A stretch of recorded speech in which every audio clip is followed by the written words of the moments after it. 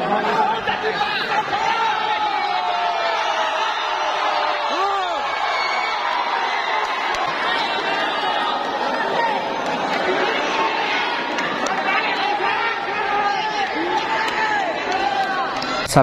warahmatullahi wabarakatuh. Salam persaudaraan. Kembali lagi bersama channel Kembar 22 ya. Salam gedang saklirang. Oke, di kesempatan kali ini Kembar 22 akan menanggapi sebuah video yang lagi viral di TikTok maupun YouTube ya. Sampai masuk berita ini di JTV ada itu. Yaitu acara Porprov Jatim ke-7 yang diadakan di Gor Wirabakti Lumajang, cabur pencak silat. Yang di dalam video tersebut ada salah satu pencak silat yang merasa dirugikan. Karena apa? Karena salah satu pencak silat tersebut didiskualifikasi ya. Maka itu kenapa kok didiskualifikasi? Mari kita tonton videonya dan mari kita tanggapi bersama-sama videonya ya. Saya Gidok.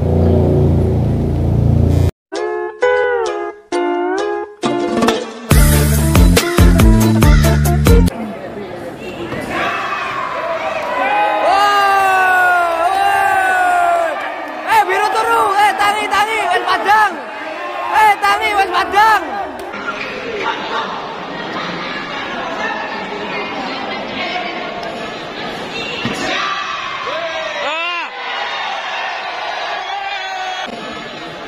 Ini adalah video slow motionnya. Ini ya kita lihat.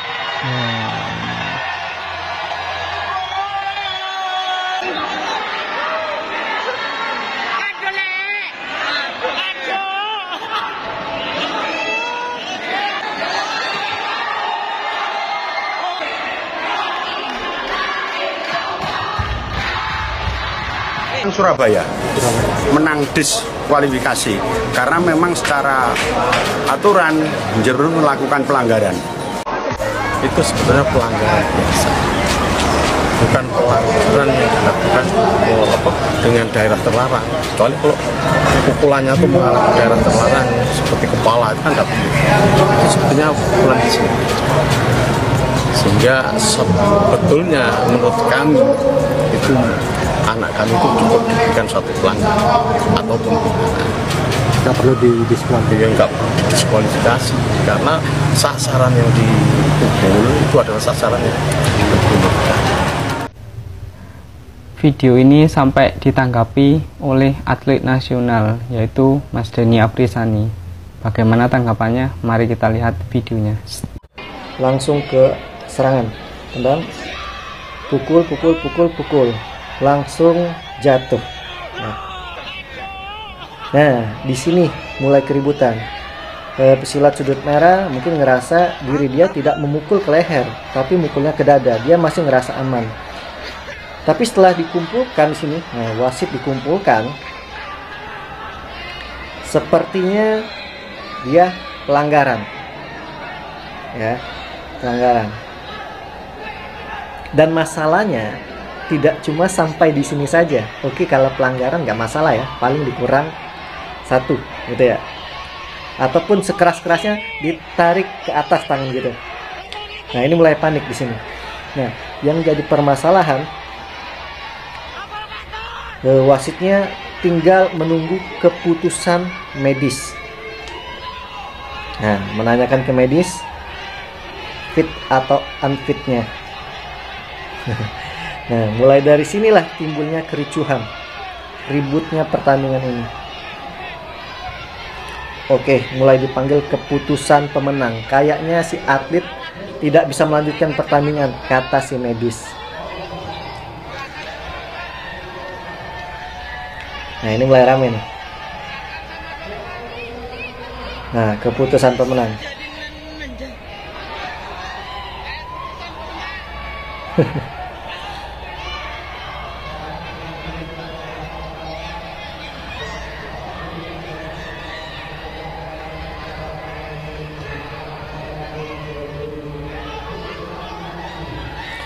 dinyatakan menang diskualifikasi ya. Mulai ribut. Nah, kita akan slow motion kan, kita akan lihat apakah pukulannya kena di dada atau di kepala atau leher. Ribut di sini guys. Tuh sudut merah. Mukul. Nah, mukulnya masih searah ke depan. Ya, bukan dari atas kayak gini. Ya, jadi memang masih lurus. Mulai ribut. Ribut guys. Nah, mulai ricu di sini.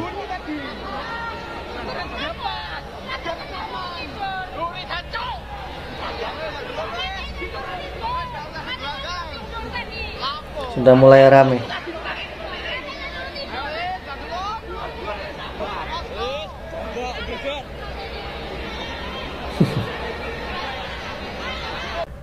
Mari kita lihat sekali lagi video slow motionnya ya. Yang ini pemukulannya ya. Tuh. Nah, jadi bagaimana menurut teman-teman di sini? Saya tidak membela siapapun kedua belah pihak, tapi di sini saya akan menyampaikan biar menjadi pengetahuan bagi kita para pelatih juga ya, bisa protes apakah ini benar-benar pelanggaran atau tidak ya. Nah, yang saya lihat ini pandangan saya ya. Jadi semua tergantung sudut pandang. Mungkin wasit juri melihat sudut pandangnya bagaimana, penonton bagaimana, dan saya melihat sudut pandang dari video ini. Saya melihat masih suatu hal yang wajar. Mukulnya masih ke arah dada dan masih lurus kok. Nah, masih malah ke bawah. Kalaupun misalkan ya, kalaupun memang kena leher, dia masih leher bawah, bukan leher ke atas gini. Kalau leher yang ke atas itu baru bahaya kena kerongkongan. Karena hal seperti ini bukan cuma sekali ya dialami. Bahkan sekelas internasional pun sering melakukan kena pelanggaran seperti ini ya. Saya dari tahun 2003 mengikuti pertandingan sering banget ya. Kena pukul kepala ya, lawan mungkin nggak sengaja ya, kena bibir, bahkan kena tenggorokan jakun ini yang paling sakit ya. Itu pun nggak membuat saya pingsan, alhamdulillahnya ya. Kalaupun di sini apalagi di leher di bawah ya, paling sakit nelen kayak tuh, kayak sakit nelen, nggak puyeng. Yang puyeng tuh paling kena kepala, agak pusing pernah juga, tapi saya tetap bangun. Nah, yang saya lihat tadi di dada itu tergantung sudut pandang ya. Mungkin kalau teman-teman melihat sudut pandang yang berbeda. Dan anggap saja ya, itu kena leher, kita anggap saja pelanggaran. Nah, yang saya lihat pelanggaran di sini bukan karena mukulnya, tapi karena sudut merah itu menarik lawan dipukul. Itu yang pelanggaran dari sudut pandang saya. Nah, masalah lawan tadi jatuh pingsan, nah, saya nggak tahu ya. Saya rasa untuk sekelas pesilat, apalagi pertandingan porprov, nggak segampang itu kena pukul langsung pingsan ya. Bahkan ada yang komentar juga, Mas ini kalau mati gimana? Ya nggak sampai segitu juga ya. Orang sekelas tinju memang yang nyerang kepala, MMA juga ya, yang keras seperti itu, ya masih alhamdulillah aman-aman saja. Masalah mati, hidup mati itu urusannya Tuhan. Kalau nggak mau sakit, ya kita jangan ikut pencak silat. Nah, di sini poinnya. Yang salah bukan wasit juri. Jadi teman-teman kita jangan menyalahkan wasit juri ya. Karena memang secara juri dia harus profesional memutuskan keputusan. Misalkan ini pelanggaran atau tidak. Mungkin pada saat itu sudut pandangnya melihat itu pelanggaran kena leher ke atas, anggap saja ya. Atau pandangan juri itu melihat itu pelanggaran karena dia megang mukul untuk peraturan lama. Tapi kalau peraturan baru megang mukul itu nggak masalah. Tapi ini kayaknya masih memakai peraturan lama. Nah, setelah pelanggaran, tugas wasit menanyakan kepada tim medis. Nah, keputusan sekarang ada pada tim medis, fit atau unfit, fit atau unfit. Nah, pentingnya di sini ya, ketika pertandingan yang memang multi event, yang memang benar-benar resmi, harusnya dokter yang mengerti tentang olahraga ya, atau yang sering ikut pertandingan. Kadang nih ada juga, saya pernah mengalami di beberapa daerah di pertandingan, medisnya takut-takut ketika misalkan kena kepala ya. Ada juga yang pura-pura pingsan, ada juga medis di beberapa daerah dia bertanya malah. Dan ini pernah kejadian pada atletnya saya dulu, dan saya merasa dirugikan. Karena sedih sekali ketika pelatih sudah mati-matian ya, ketika bertanding atletnya kalah kena dis, padahal lawannya tadi masih bisa bertanding, masih bisa bangun. Nah, yang lucunya, medis bertanya kepada atlet yang kena pukul, kamu masih bisa sanggup nggak? Iya, kalau atletnya tahu itu pelanggaran, dia bilang, saya nggak sanggup lagi. Nah, ini yang lebih konyol ya, itu konyol banget. Jadi, medis nggak boleh bertanya kepada atlet, dia siap atau tidak. Jadi, medis memang harus tahu ini unfit atau nggak unfit. Dulu, ada dokter dari PBIPSI, beliau sudah almarhum, tapi beliau sangat tegas. Ketika ada pelanggaran kena pukul muka, kebanyakan ada orang yang diving ya, tapi dia tahu ini benar-benar pingsan atau tidak, dilihat dari pupilnya. Pokoknya dia lebih mengerti lah. Disuruhnya bangun yang pura-pura pingsan, bangun. Nah, dokter inilah yang lebih mengerti tentang pertandingan. Jadi memang pada saat pertandingan, ketika ada yang kena pelanggaran, lawannya cedera, ini keputusannya tinggal di medis. Nah, setelah wasit menanyakan kepada medis, kata medis mungkin unfit, tidak bisa melanjutkan pertandingan. Nah, jadi wasit juri tinggal mengambil keputusan, karena keputusan tadi ada pada medis ya. Jadi kalau dia pelanggaran, medis bilang unfit, berarti yang kalah adalah yang mukul. Kalau misalkan kata medisnya fit ya, kata medisnya fit, yang tadi pelanggaran, tapi lawannya nggak mau bertanding lagi, lawannya yang kalah. Jadi di sini kita harus paham ya, kita harus paham. Jangan sampai kita para pelatih nggak ngerti nih tentang masalah fit unfit seperti ini, dan kita merasa wah kita yang paling benar. Enggak, jadi kita memang harus tahu dasarnya dulu. Nah, di sini medis memang harus benar-benar paham. Karena saya sakit ya ketika pelatih yang melatih mereka habis-habisan, atlet kita kalahnya karena kena diskualifikasi ya. Kalau memang kalah beneran, nggak apa-apa, harus kita introspeksi lagi, latihan lagi, lebih baik lagi. Tapi kalau kena dis itu sakit banget ya, kena dis, kalau timbangan, wah itu sakit banget. Nah, di sini para pelatih pentingnya pengetahuan juga ya. Terus bagaimana Mas Denny? Kan menurut kita itu nggak mukul muka. Nah, di sini juga poin pentingnya.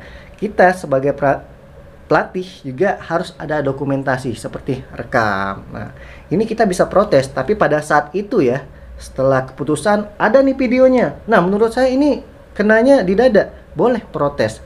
Tapi ingat, protes itu bayar ya. Protes tadi bisa disetujui, bisa tidak disetujui. Disetujui dan tidak setujui, uang tetap hilang ya. Kalaupun disetujui, uang hilang, udah pasti ya. Kalaupun tidak disetujui, uang tetap hilang. Nah, itulah protes tadi ya. Semua ada resikonya. Kalaupun protesnya diterima, ini akan ada pertandingan ulang atau penambahan babak ya. Maupun penambahan babak atau pertandingan ulang 3 babak. Yang jelas ada pertandingan lagi. Nah, itulah namanya protes. Kalaupun protesnya tidak terima, ya siap menerima kekalahan aja ya. Ya pokoknya kalaupun sudah keputusan pemenang ya, dan kita nggak mau protes, ya udah. Yang harus kita lakukan adalah legowo. Harus introspeksi lagi, mungkin lebih hati-hati lagi pukul. Karena saya juga pernah mengalami kena pukul, dan saya juga pernah ketika mukul nggak sengaja kepukul bagian area atas. Cuman alhamdulillah lawan saya nggak diving ya. Dan ada juga yang diving, tapi alhamdulillah juga juri melihat ini sasaran saya udah pas. Jadi memang ini menjadikan pengalaman kita, pengalaman teman-teman juga ya, dan menambah wawasan bagi kita semua. Ya mungkin itu saja ya teman-teman, lebih dan kurang saya mohon maaf. Teman-teman bagaimana menurut kalian pertandingan ini ya. Jadi ini menjadi pembelajaran bagi kita semua. Nah, balik lagi ke kalian, menurut kalian itu kena bagian apa nih sehingga atletnya nggak bangun ya. Ya kalaupun memang kena leher, kita doakan atletnya cepat sehat lagi ya. Dan yang kena diskualifikasi semoga legowo ya, karena itu udah keputusan wasit dan juri ya. Karena kalau sudah keputusan pemenang itu sudah mutlak ya, udah mutlak. Dan sekelas internasional pun ada diving. Mungkin kalian sudah lihat di pertandingan SEA Games kemarin ya, banyak atlet kita yang dirugikan karena ketika kena pukul muka nggak bangun lagi. Nah, sekelas internasional pun ada yang kayak gini. Dan atlet yang dirugikan, bahkan bukan cuma atlet, bangsa pun dirugikan. Oh ya dulur-dulur, kemarin sempat ada yang ngechat saya, Mas, katanya atletnya yang kemarin kena pukul itu meninggal. Nah, itu sangat tidak benar informasinya. Mari kita lihat informasi gimana keadaan atlet yang terkena pukul dari Surabaya. Ini dia. Meski sempat harus mendapatkan pertolongan medis, atlet kontingen Surabaya ini sudah dalam kondisi membaik. Sudah membaik ya, kita usahakan nanti pagi ini, siang ini kita akan periksa dokter dulu. Setelah itu kalau memang dokter menyatakan fit ya, kita akan bertanding. Secara aturan sebelum bertanding, ketika dia menangnya diskualifikasi karena lawan pelanggaran, maka dia harus diperiksa dulu. Tim pencaksilat Kabupaten Jember sudah ikhlas menerima keputusan dari wasit, meski menganggap atletnya sebenarnya sudah unggul angka di atas lawan. Itulah ya videonya. Oh ya, untuk tanggapan video tersebut, kalau menurut saya itu yang pertama, yang mukul itu emang kena dada sih menurut saya sendiri sih. Kalau melihat dari videonya ya, nggak ada terkena tenggorokan, nggak ada, cuma terkena dada. Yang kedua yaitu dari dari tangan dari pesilat merah, yaitu memegang badan dari pesilat biru atau yang dari Surabaya itu ya. Menurut saya itu bolehlah pelanggaran, dimana di dalam pelanggaran tersebut seharusnya dikurangi poin, jangan sampai langsung diskualifikasi ya. Itu tanggapan saya sih. Bagaimana untuk tanggapan teman-teman atau saudara-saudara yang lain? Silahkan bisa komen di bawah ini. Oh ya, ada lagi, untuk semua pesilat, semoga video atau acara yang Porprov ini dibuat pembelajaran ya, atau dibuat introspeksi diri untuk menjadi yang lebih baik dari sebelum-sebelumnya.